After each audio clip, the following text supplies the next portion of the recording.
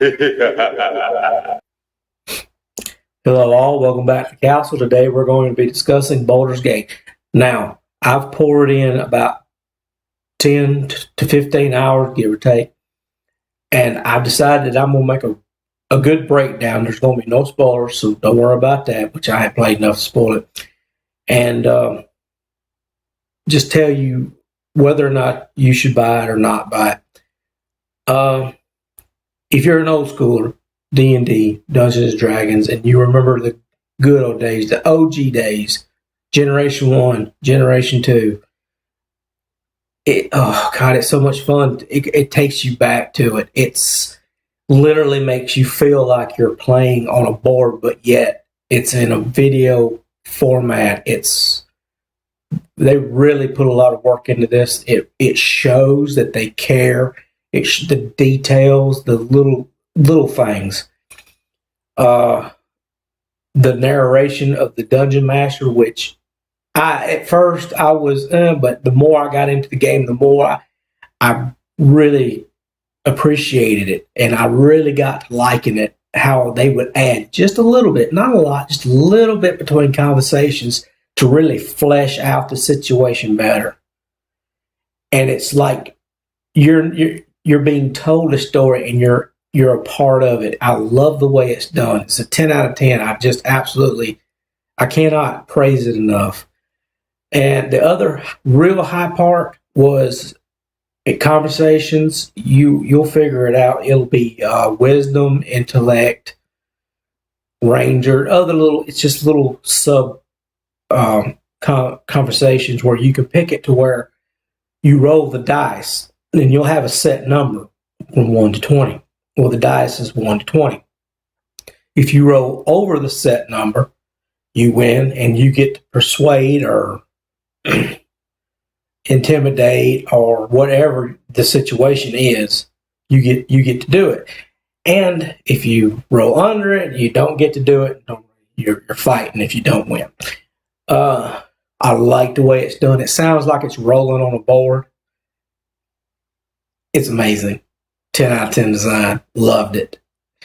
And that's really the high points of the game. Now let's get into stuff that really needs fixing. The camera does need a little work. It has its issues. I'll say that. Whenever you're looking through the top of the world, you can see through items. I kind of like that idea, but the camera always don't always see through it like it should. And it's what's the word? It's tedious at times. Most of the time it works fine, but there are times it does get in your way. Fights, it does kind of get in your way in the fights because of just the way it's designed. I hope they work on that. I really do. The other thing that I have issue with is the character creation. It's not bad, but it's just kind of generic. You get to pick the heads. You don't get to really get in there and design your own character. And for the most part, I can get past that. I've seen better and I've seen worse. Now, there was one thing that really caught my interest, and I'm just curious about it more than anything else. Whenever you get through making your avatar and you venture forth, it takes you to another avatar that you get to design, and it asks you a very specific question. Who do you think of at night? Now, this is obviously going to be a love interest, and I'm just wondering how this love interest is going to play in the game. I haven't gotten that point yet. I'm looking forward to it just to see, is it going to be like a damsel in distress, or are they going to your enemies, whoever they may be, because you're going to make some? Are they going to use this person that you create against you? Stuff like that. I'm really looking forward to seeing what they do with that, because it's kind of a new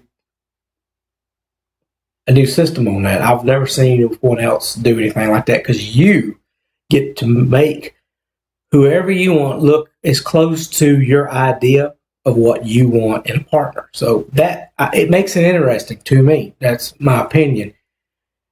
The other little nitpicks that I have, and there's few and far between. The healers are they're not that effective in this game. It's either broke or it doesn't do what it says it's going to do. You can't revive. That's another big bugaboo that I hope they address. On the plus side, I have already been contacted by some of the devs, not just in the email. What do you think? What is your opinion? Stuff like that. But still, they still sent me an email on that, and I thought that was pretty neat. They obviously care, and it shows. And I think you should give this game a try. Now, should you buy it or should you wait?